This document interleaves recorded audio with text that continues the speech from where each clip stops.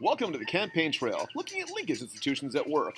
Today, I am your host, Mr. Bob Candidate, and I'm going to walk you through how to turn me into the President of the United States. For this, you're going to need the graphic organizer that will be passed out in class. You can also find this on Schoology if you happen to need one. Stage 1, of course, is getting started. Now, say I'm an average Joe, and I just want to get started into politics because I think that my ideas deserve representation. In order to do this, I need to be able to appeal to the party and the electorate. Now, this means that I'm going to have to start appealing to those people within my immediate community and start working my way up through the pyramidal scheme of politics. In order to make sure that this happens, I need to start roughly 18 months ahead of time. If I'm going for the presidency, between 24 and 48 months is becoming a new standard for me, so I really got to start thinking ahead. Ways that I can do this might include going for a city council job, or maybe a board of directors, but something to make sure that people know who I am. The next major step in this is looking at the party as organization. At this one, I want to be able to appeal to the party at the state and national levels, gain affiliations, and begin the fundraising and endowment process. Now, I know I can't do this one alone, so I need to develop a qualified staff in order to help me through this process. The campaign manager is basically my right-hand man or woman behind the job. They travel with me, they manage all my strategies, they also help me develop anything that might be necessary in order to get me elected into office. Next up, we get the communications director. This individual is in charge of all my publicity, all my press coverage, and basically anything or everything that goes into my mouth, including my lunch, could very well be dictated by this individual. My finance chair is also vital towards the job because they're the ones who keep the money coming in so I can keep going out. In modern day, the internet team has become a vital means for the political process. This team was developed in order to work on the web-based Get Out the Vote campaigns, also fundraising, developing volunteers, and in many cases, even managing my Twitter, Reddit, and Facebook accounts so that I don't accidentally say something stupid that could get me into trouble.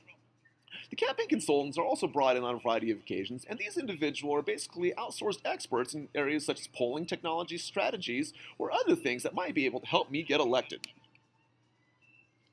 Stage 2 is getting the money. Now, as we know, money is absolutely vital, and according to Buckley v. Vallejo, I'm allowed to spend as much of my own personal funds as I possibly want. So if I wanted to drop $140 million like Meg Whitman, I could definitely do so. Now, the problem is, I don't necessarily want to do that because of the fact that, well, I like my money exactly where it's at. So one way that I could get around this is go through membership PACs. Member PACs, or leadership PACs, are started by congressional members in order to help people like me who really don't have a whole lot of name recognition or who may be sitting in an area of controversy to get into a seat. So they'll take some of their money from their secure districts and put it into my campaign to help me get in. And in return, I can help them with their bills later. I can also go to 501(c) committees.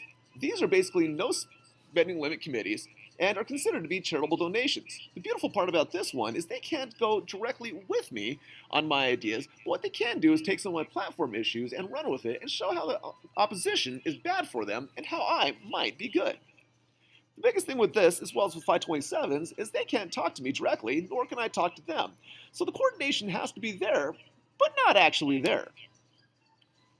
527s are also very vital because these allow for absolutely zero spending limits, which is protected by the First Amendment, but these are campaign committees that are basically set up to raise money specifically to support different causes.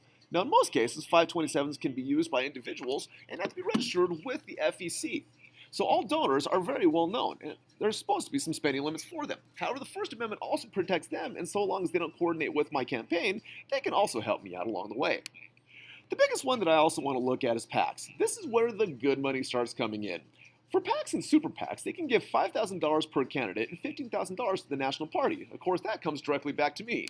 So, now that I got money, you know what I'm thinking?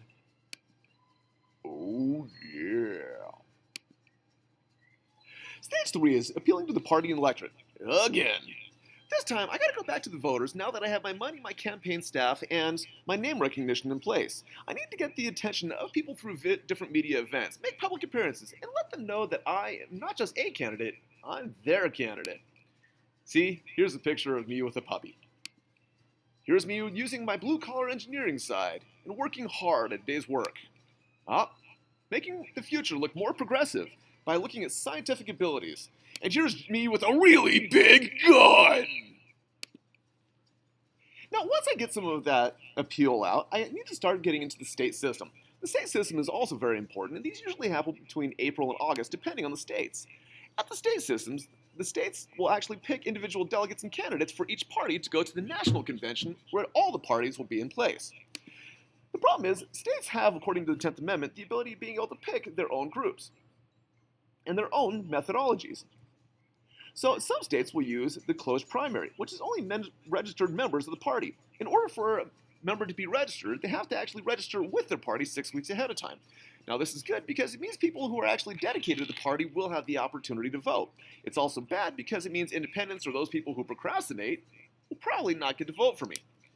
So some systems will end up using a caucus. A caucus is a formal meeting of party leaders and select delegates. What they do is they also help solidify the platform and help make sure that I could get chosen for those jobs. So these are definitely important for me to be at these. The only disadvantage is they're less democratic, and if someone in the party doesn't like me, there's a strong possibility that I'm not going to get the job. Now, some states will use a blanket primary. These are actually where voters will pick candidates based on the position rather than party affiliation. So in this case, party means less than my ability to do the job. Now, these are good because it does show more of an aptitude towards qualifications and less towards the party. The only bad part about it is the candidate, I may end up with a job that I don't necessarily want. And thirdly, we get an open primary. This is the most democratic system we have that allows anyone, regardless of party affiliation, to help pick the candidates. The only bad part about this is it allows anyone, regardless of party, to pick the candidates. So if the candidates like me or dislike me, it doesn't necessarily mean that I'm going to get the job. Now, one of the big problems that we run into is many candidates have to appeal further from the center in order to grab the attention of voters and party affiliates. This is a process that's known as front-loading, where basically you want to get as much attention, as well as much money as possible early on. This helps eliminate opposing candidates and kind of weed the people out who I might be going against. So in order to do this, I kind of need to push some limits. I don't know, in your opinion, is this pushing the limits? I think this one may have gone a little bit too far, but it still got your attention.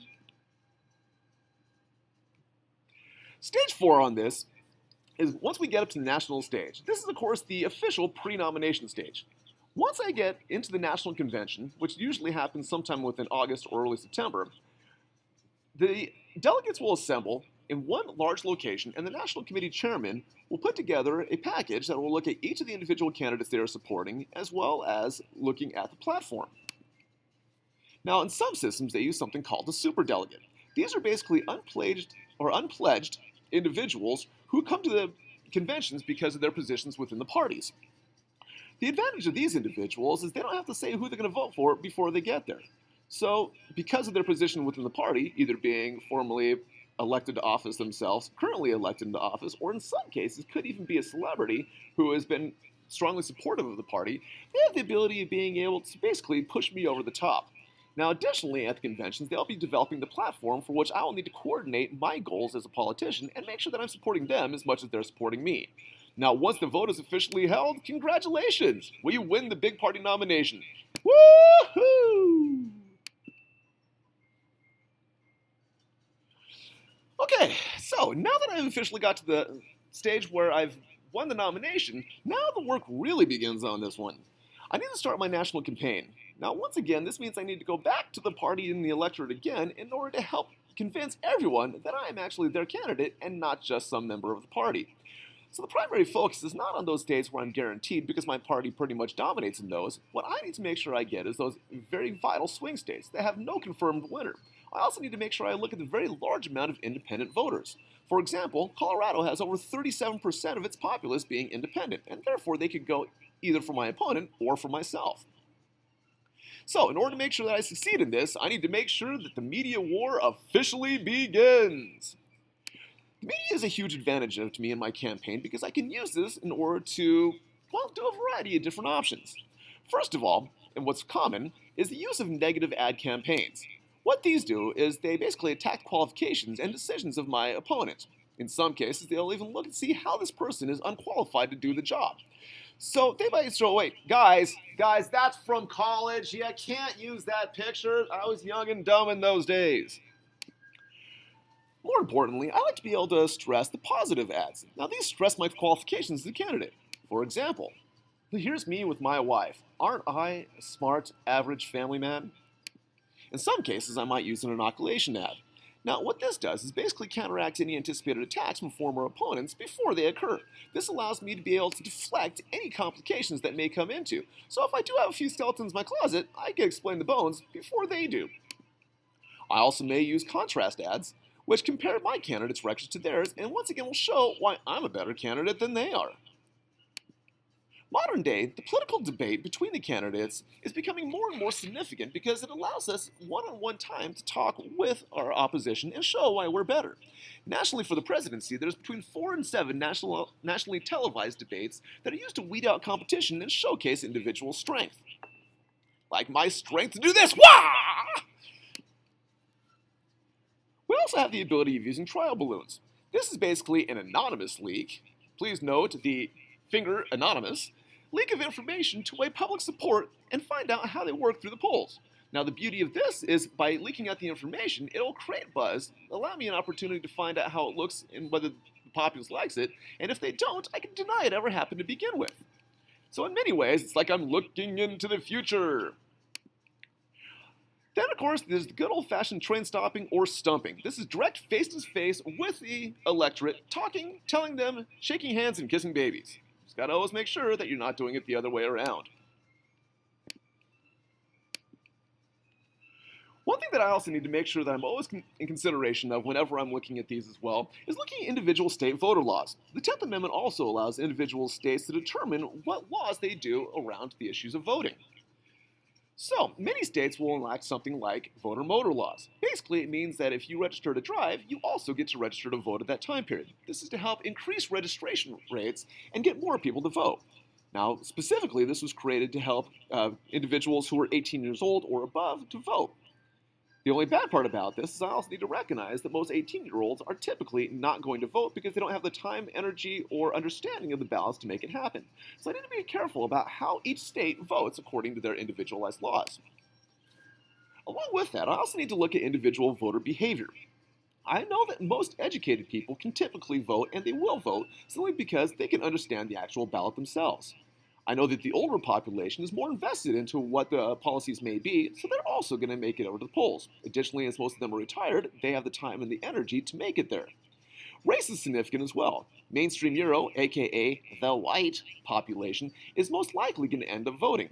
Other groups, such as Latino and Latin American, are less likely to vote, as well as African American will typically vote less. Now, this doesn't mean that I need to rule them out. It just means I need to use my Get Out the Vote campaigns in order to find a better way and encourage them to get to the polls. Marital status is also extremely significant. Marital status allows individuals to vote simply because, let's be honest, when it comes to gender, women are more likely to vote than men.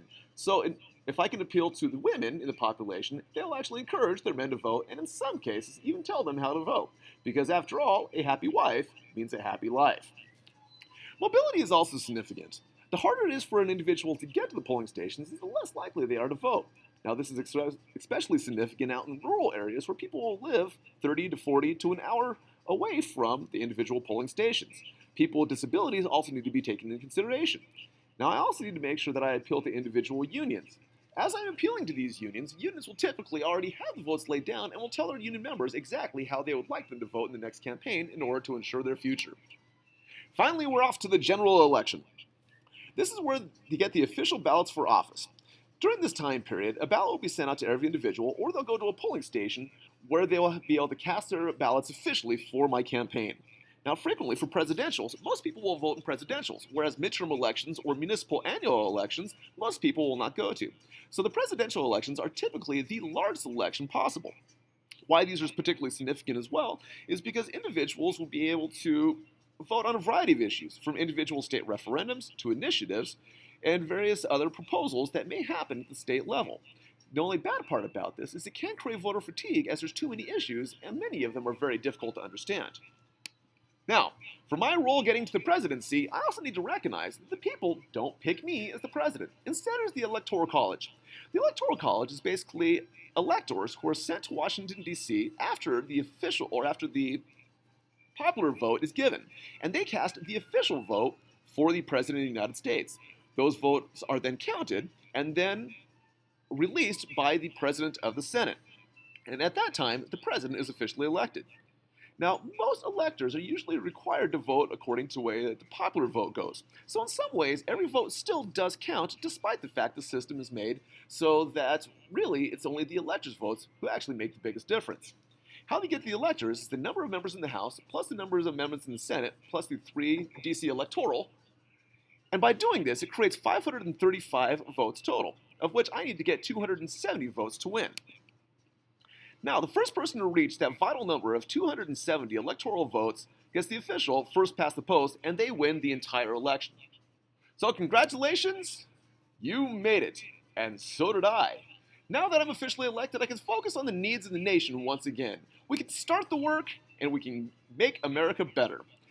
Now, keep in mind, as a candidate, I do have an election 48 months out, so as soon as I get in, I need to start planning for that all over again. I thank you for walking through the process